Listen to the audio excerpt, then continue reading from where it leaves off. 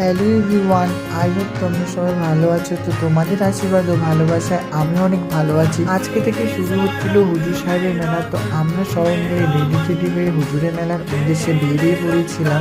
তো আমরা যাচ্ছিলাম রেল লাইনের উপর দিয়ে, আর রেল লাইনটা এত নোংরা ছিল। তো বাড়িতে গিয়ে যেহেতু কেউ স্নান করবে না, তো সেই ক্ষেত্রে রেল লাইনের দিক দিয়ে না যাওয়াই ভালো। তো তোমরা রাস্তাটাতেই ক্যারি করো, বেশি শর্টকাট ইউজ করো না। তো তোমাদের সঙ্গে কথা বলতে বলতে আমি চলে এসেছিলাম হুজুর সাহেবের দরবারে। মসজিদে ঢুকে প্রণাম করে, যেহেতু আমি হিন্দু তো সেক্ষেত্রে আমি প্রণামই করেছিলাম। আমার কোথাও কিছু বলতে ভুল হয়ে থাকে তো তোমরা আমাকে নিজের ভাই মনে করে একটু ক্ষমা করে দিও।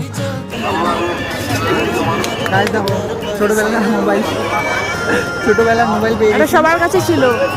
তো এখন গান বাজতেছে ধুম বা চালে ধুম।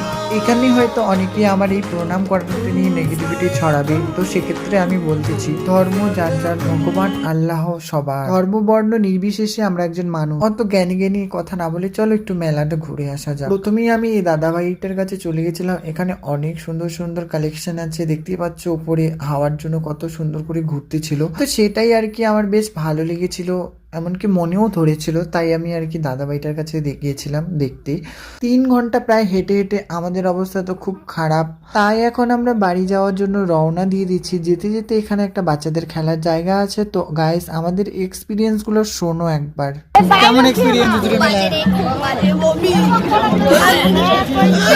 গাইস? সবার তো উল্টি চলে আসতেছে।